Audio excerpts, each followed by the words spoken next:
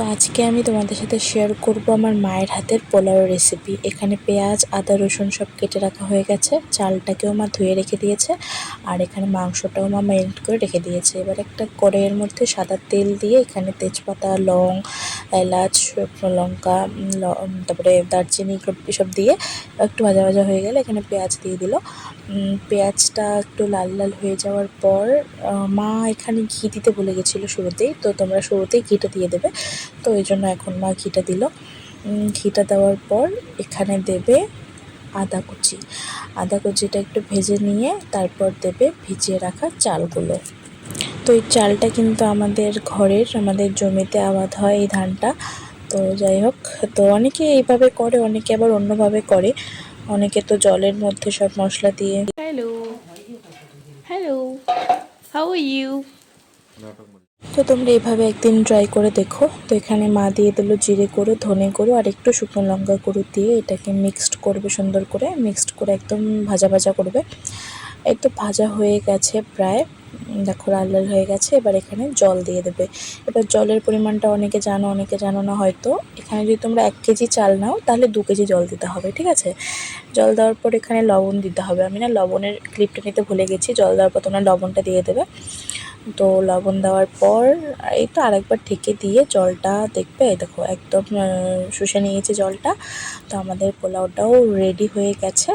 তো মা এখানে এলাচ আর একটু লং দিয়ে দিল, ব্যাস একদম আমাদের পোলাও একদম রেডি, ঝরঝরে পোলাও। তো এখন মাংস রান্না করব। তো চলো, মাংসের জন্য আলুটা লাল লাল করে ভেজে নিল। ভেজে নেওয়ার পর ওই কড়াইয়ে একটু সরিষার তেল দিল। সরিষার তেল দিয়ে এখানে তেজপাতা, একটা এলাচ আর একটু দারচিনি দিয়ে একটু ভাজা ভাজা হয়ে গেলে এখানে দিয়ে দেবে পেঁয়াজ আর কাঁচা লঙ্কা। তো পেঁয়াজ দেওয়ার পর এখানে একটু লবণ দেবে, কারণ লবণটা দিলে কী হয়, পেঁয়াজটা একটু নরম নরম হয়। তো যাই হোক, এবার এটাকেও ভালো করে ভেজে নেবে। লাল লাল করে ভেজে নিয়ে মাংসটা দিয়ে দেবে, ঠিক আছে? তোমরা পেঁয়াজটা ভালো করে ভাজবে। ভালো করে না ভাজলে কি হয়, মানে মাংসটা কেমন হয়ে যায়, ভালো হয় না, আমি দেখেছি। তো ভালো করে পেঁয়াজটা ভেজে নিয়ে তারপর মাংসটা দেবে। তারপরে এখানে কী দিল, আদা আর রসুন কুচি দিয়ে দিল।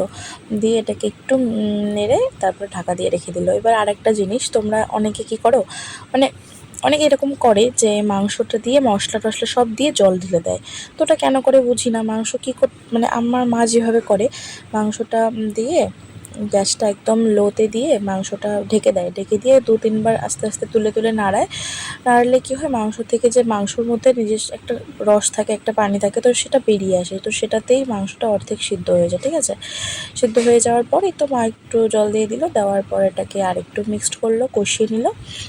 কষিয়ে নিয়ে এখানে দিয়ে দেবে ঝোলের জন্য একটু জল দিয়ে দেবে। তো এই তো ঝোলের জন্য জল দিয়ে দিল। এবার এখানে একটু ফুটে গেলে এখানে দিয়ে দেবে গরম মশলা গুঁড়ো দিয়ে ব্যাস মাংস আমাদের রেডি। ঝোলটাও ফুটে গেছে মাংসর। এই তো মাংস আর এই তো পোলাও। তো চলো এটা একটু টেস্ট করে দেখা হোক।